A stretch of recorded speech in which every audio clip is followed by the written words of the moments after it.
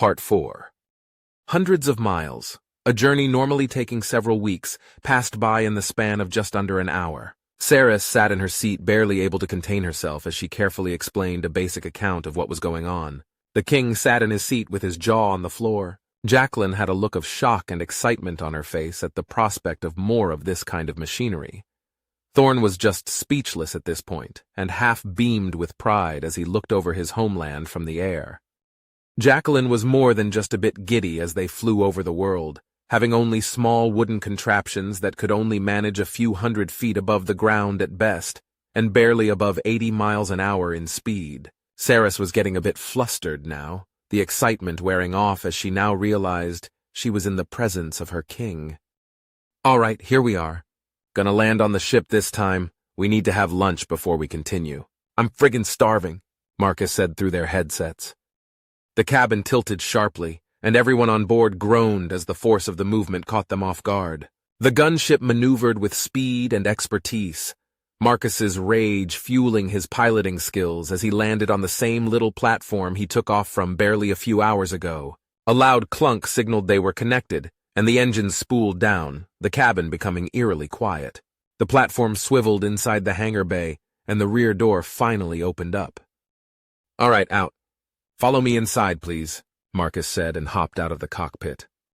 The king gingerly left his seat, uncomfortable with the fact he was standing at the hangar's door. The green grass below him was nearly a half-mile straight down, and it gave him a shiver. Saris walked out and gave her father a hug. Jacqueline could barely contain her excitement as she rushed out and looked around at the machinery and complex electronics surrounding her. She was visibly attempting not to squee at the sight of larger and more heavily armed aircraft surrounding her. Marcus cleared his throat and gestured for them to follow him as fast as possible. He looked at them glaringly just before they entered the large door in the center of the hangar. "Pay attention. Do not touch anything. I have this entire ship perfectly calibrated. I'd rather not have to also spend a month in maintenance after all this, too. Follow closely.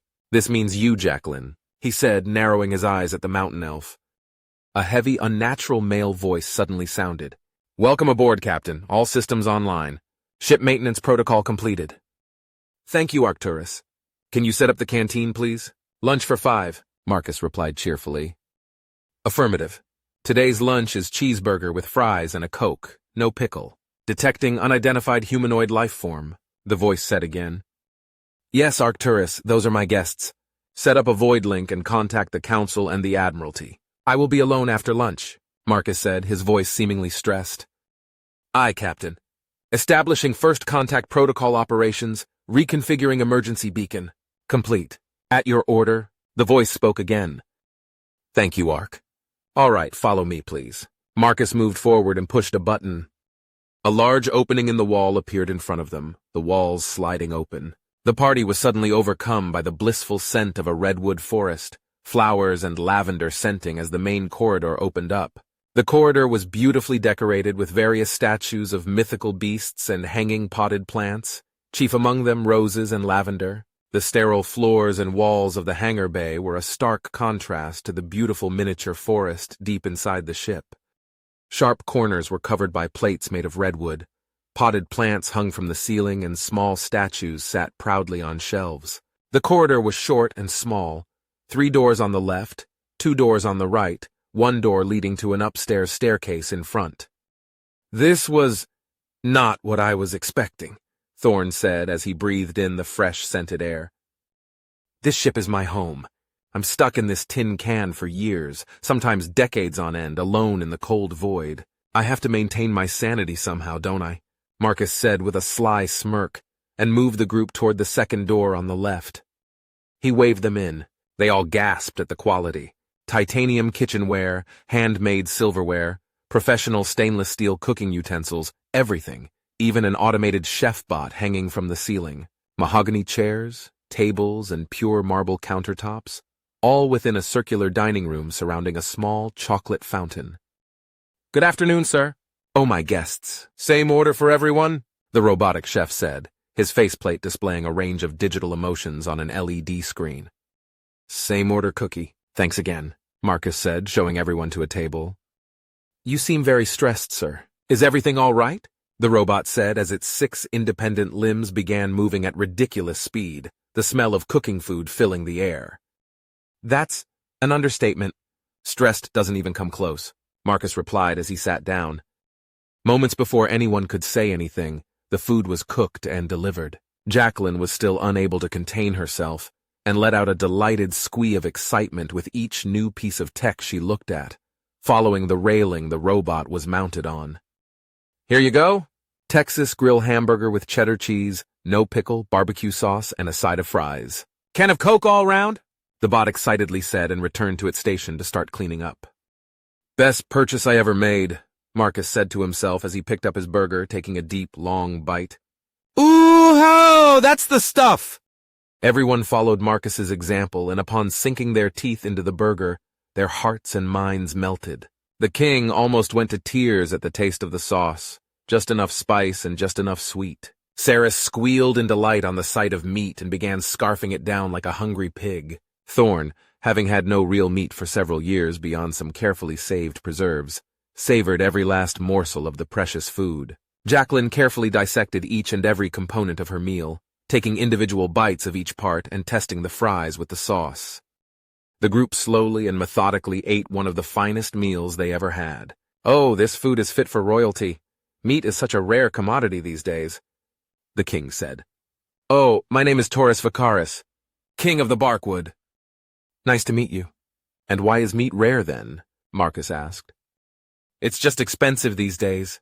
Cattle are becoming rarer, and people just prefer hunting wild game. A certain vegetable we grow has all the nutrients and things we seem to need, so we just farm it instead. A bad idea, in hindsight.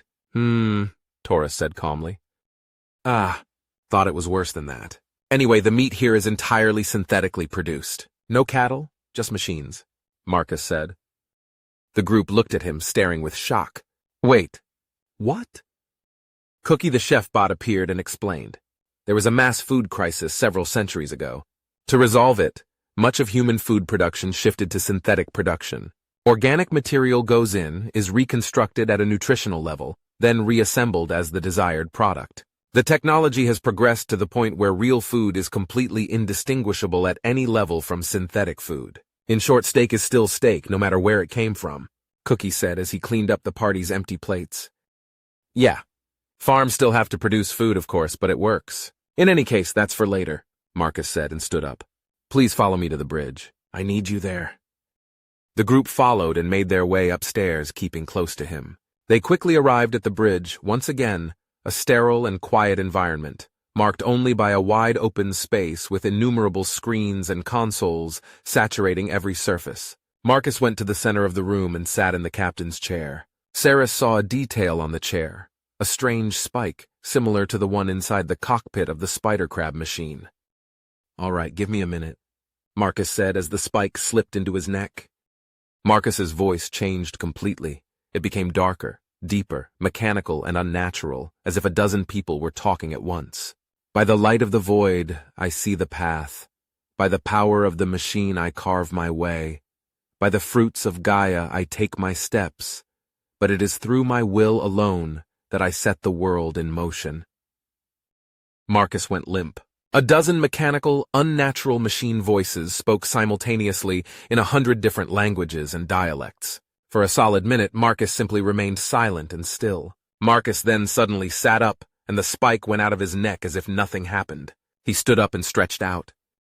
Okay, then. That was a lot less painful than expected, and a lot more jubilant, shall we say, than I was predicting. He said, What the fuck was that? Taurus said, making Saris and Jacqueline gasp at his foul language. Oh, right, sorry. Interstellar communication tech. Chant of the Messiah. It's part of my own religious thing. I'm not going into that now. Anyway, the gist of the situation is that my bosses are fully aware of what's going on, and I am being sent an emissary from the Admiralty Board, the Terran Federation, and the Philly Vacua. And also, another ship will be entering the system tomorrow morning to help me out, he replied with a smile. Taurus could only blink in surprise. Well, that was easy. So, now what? Well, I am authorized to shift factory production to assist in any issue you may have. But I want to make something perfectly clear. If I help your kingdom, I have to help others too. If I give you weapons, I gotta give everybody else weapons. I give you food, I give everybody else food. Nobody gets any special treatment. Understand? Marcus said. Absolutely. That's fair. The king replied, stern and formal. But I can't give you tech. You have to go to the stars under your own power, with your own strength.